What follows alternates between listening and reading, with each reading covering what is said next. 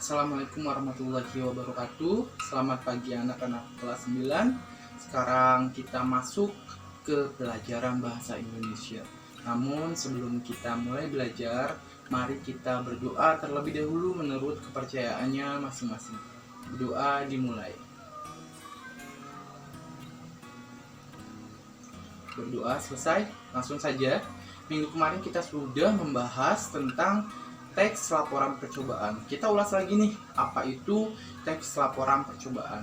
Mungkin untuk teman-teman kalian yang sudah melakukan PTMT dan datang ke sekolah, sudah belajar di sekolah, sudah Bapak jelaskan secara singkat sedikit. Namun kita akan ulas lagi nih, mulai dari pengertiannya dan lain sebagainya. Pertama kita akan membahas tentang pengertian laporan percobaan. Jadi laporan percobaan adalah bentuk laporan hasil praktik, pengamatan, dan penelitian. Bentuk laporannya, contohnya Ardi penasaran nih ke sel-sel yang ada di bawang merah, maka Ardi membuat percobaan, dibelah jadi dua bawang merahnya, lalu diteliti sel-sel apa aja yang ada di bawang merah. Setelah diteliti, maka harus dan wajib ada laporannya. Tujuannya untuk apa laporannya itu? Untuk mempertanggungjawabkan hasil dari apa yang dia teliti dan nantinya sebagai bukti dan dokumentasi. Itu ya, sampai sini paham ya? Untuk pengertian dari teks laporan percobaan. Sekali lagi, teks laporan percobaan adalah bentuk laporan hasil praktik, pengamatan, dan penelitian. Nah, untuk fungsi tujuan teks itu dapat dibaca karena ini sudah pertemuan ketiga atau keempat ya. Jadi harusnya kalian sudah baca, harusnya kalian sudah memahami. Bapak langsung ke sistematika penulisan laporan percobaan. Jadi ada beberapa sistematika yang harus kalian perhatikan ketika kalian menulis laporan percobaan. Jadi ketika membuat laporan percobaan, kalian itu bikin laporannya bukan judul sama dengan apa, objek sama dengan apa. Enggak, jadi bentuknya adalah deskripsi.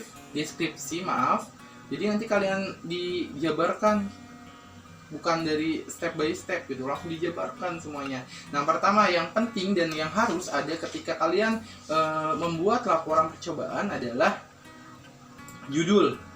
Judulnya apa nih? Kalau sudah ketemu judulnya, langsung ke tujuannya.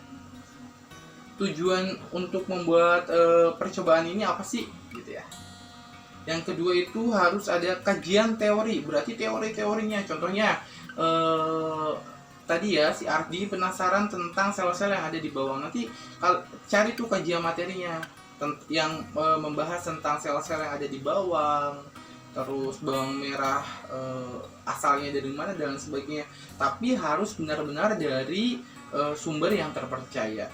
Selanjutnya ada alat dan bahan. Jadi kamu harus memaparkan alat dan bahan yang kalian gunakan ketika kalian melakukan percobaan. Ada juga prosedur dan cara kerjanya. Prosedur dan cara kerjanya itu gimana sih kalian cara mengerjakan laporan percobaan itu sih gimana? Contohnya gini, si Ardi ganti ya prakteknya tadi, membelah bawang menjadi dua lalu diteliti sel-sel yang ada di bawang. Kita ganti nih, contohnya si Ardi melakukan percobaan menanam biji atau biji kacang hijau. Nah, nanti di situ kan ada laporan-laporan proses-prosesnya nih, bahan-bahannya. Berarti ketika untuk menanam biji kacang hijau harus ada kacang hijau, air, pupuk, contohnya tanah. Terus alatnya adalah alat yang digunakan, berarti contohnya kalau mau di gelas pakai gelas, cangkul, sendok, dan lain sebagainya. Itu alat dan bahan. Nah, terus prosedur cara kerjanya, contohnya si tanah dimasukkan ke dalam gelas, lalu dicampurkan dengan pupuk, atau pupuk dan tanah dicampurkan terlebih dahulu baru dimasukkan ke dalam gelas, lalu disiram air dulu, lalu dimasukkan ke kacang hijaunya, lalu digantung, diamkan. Nah, terus laporannya ada hasil pengamatannya. Karena kacang hijau itu untuk perkembangannya itu tidak cukup 1 hari, berarti harus ada laporan per harinya nih. 1 hari pertama kacang hijau belum ada perubahan, hari kedua sudah ada perubahan belum, hari ketiga, hari keempat, hari kelima, dan lain sebagainya. Tapi untuk percobaan yang tidak membutuhkan waktu yang lama atau bisa dilakukan saat itu juga, laporan percobaannya atau hasil pengamatannya langsung saja dijabarkan, nggak usah per hari, tapi langsung dijabarkan. Contohnya hasilnya gimana, lalu contohnya deh, ketika teman-teman kalian yang PTMT datang ke sekolah, Bapak memberikan tugas yaitu membuat laporan percobaan tentang air putih dengan teh, air putih biasa nih, bukan panas, dengan tehnya dimasukkan ke air putih itu membutuhkan waktu berapa lama sih untuk si air putih itu berubah menjadi kuning gitu. Nah, berarti tidak membutuhkan waktu berhari-hari. Laporannya adalah contohnya nih, ketika air putih dimasukkan teh belum ada perubahan, tapi mulai ada perubahan pada menit kedua. Contohnya menit kedua air berubah menjadi kuning, namun tidak langsung merata.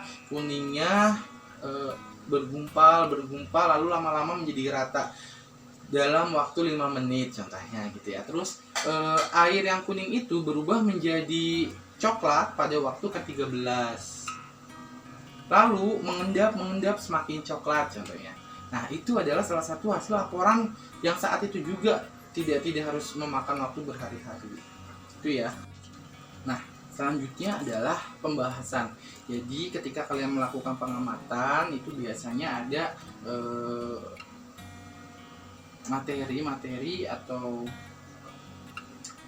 pembahasan yang didukung oleh para ahli. Contohnya kacang hijau tadi ya, dalam waktu 7 hari baru ada akar. Kamu cari di Google tuh, apa benar kacang hijau itu dalam 7 hari sudah muncul akar. Nah, biasanya di situ ada penjelasan yang menjelaskan, contohnya kacang hijau, kalau kacang hijau itu benar-benar ketika dalam 7 hari itu sudah muncul akarnya. Nah, kamu masukin tuh ke poin pembahasan ini yang menurut para ahli itu gitu ya. Pembahasan itu adalah hal-hal yang mendukung pernyataan atau hasil pengamatan kamu. Selanjutnya yang terakhir adalah kesimpulan adalah rangkuman dari hasil pengamatan kamu. Poin apa yang kamu bisa tangkap, kamu jelaskan secara sederhana di kesimpulan ini. Oke, mungkin itu saja yang dapat Bapak sampaikan. Jika ada yang kurang jelas, boleh WA Bapak secara pribadi langsung. Sekian, Assalamualaikum warahmatullahi wabarakatuh.